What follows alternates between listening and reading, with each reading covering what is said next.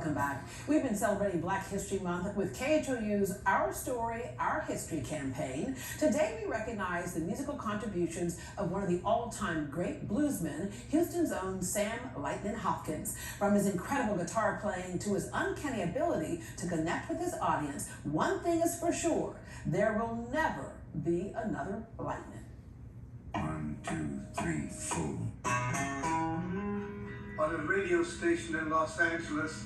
This was in 1951 when I was going to college east of LA, and there was a small station that had only a 2-hour program in the afternoon called Harlem Matinee that featured black music. Hello, Central. They started playing these kind of down-home blues, but that was something entirely new. There were no all-black stations at that time. Please give me tonight. I suddenly fell in love with all these blues. I mean, I heard Fats Domino, Sonny Boy Williamson, Muddy Waters, along with all kinds of others. But to me, Lightnin Hopkins was just this unique voice.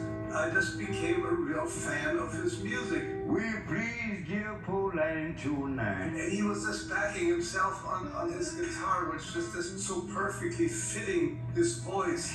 Yeah, and I want to talk to my little baby. She's so far down the line. Over the years, I've continued to think he's probably the greatest Texas blues artist ever.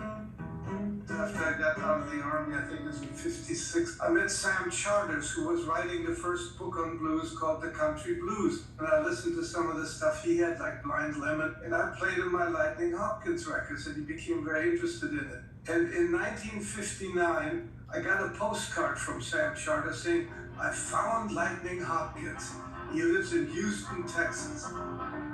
Sam Lightnin Hopkins was born and raised in the Centerville area of Texas.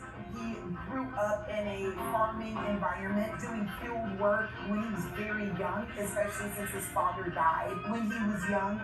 He had worked as a sharecropper, so he would play music as well as work in the fields. And that kind of labor was very common in Eastern Texas.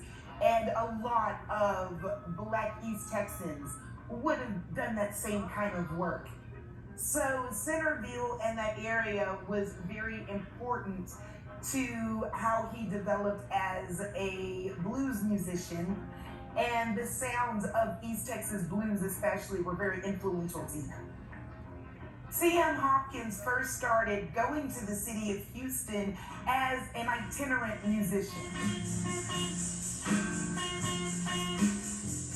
Because Houston had this large and growing Black population, the economy of Houston between World War I and World War II started to develop and diversify. You had Black men, Black women coming into Houston because of job opportunities. So the Ship Channel in Houston hired Black men, the Southern Pacific Railroad, and with those jobs and those wages meant that people had more money to spend on entertainment. So in a place like Houston, Hopkins could find paying audiences for his music.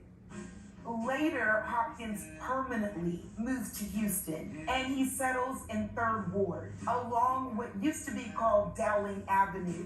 If you would have been in 3rd Ward in the 30s and 40s especially, you may have seen Sam Hopkins sitting on the corner playing the blues. So it's really in 3rd Ward and on the corner of Dowling, which is now called Emancipation, that you see Lightnin Hopkins really begin to become a Houston blues man. I just wanted to meet this man named Lightnin Hopkins. I was just a total, I don't know what else to call it, a fan. I took a bus to Houston, and Sam had sent me on that postcard the name of Mac McCormick, who was trying to be Lightnin's agent at that time. And Mac McCormick was fortunately one of the most knowledgeable people about the Texas music world, the sort of the underground world. I mean, he knew where the Zydeco was starting and all that sort of thing. And so we went to this little tiny beer joint. He was playing his ferocious electric guitar. It was just a drummer backing him. But he was rhyming it all up, and all of a sudden he pointed at me. Whoa, man, this man come all the way from California just to hear poor Lightnin sing. He just had a terribly, unbelievably appealing sound. He was entertaining that way because he knew how to present his stuff, you know. He seemed to enjoy all of it. I mean, it was really quite extraordinary. From Houston, Texas, to Bluesman, Lightnin Hopkins.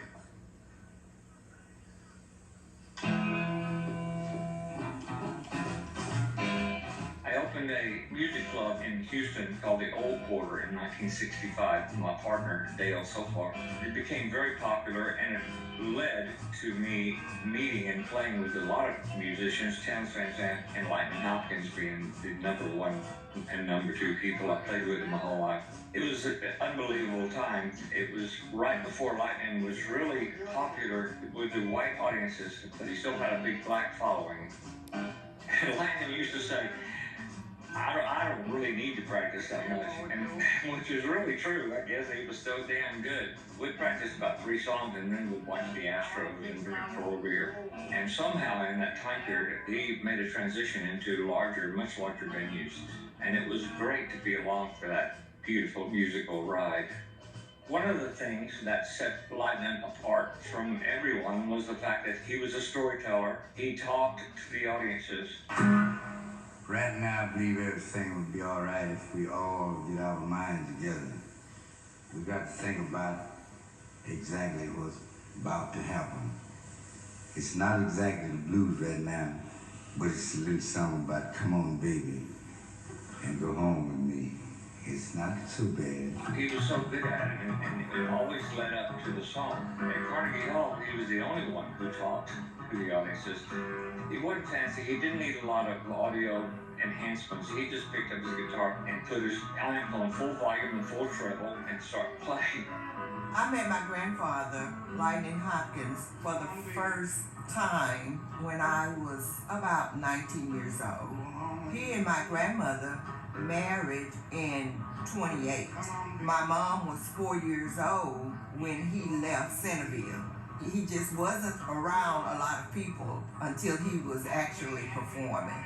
So I think that he stayed in Houston because the people that he knew and associated with until he got ready to go on the road was who he felt comfortable with. He never sang one song the same way all the time. And what I understood from those that played with him, you had to go along with him because it was not like you practiced and this is how it was going to be.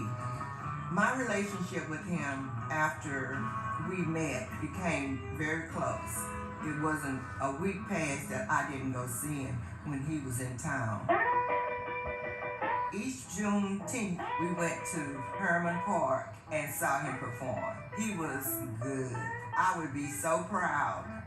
I didn't realize until after his death how important his blues method was to everyone.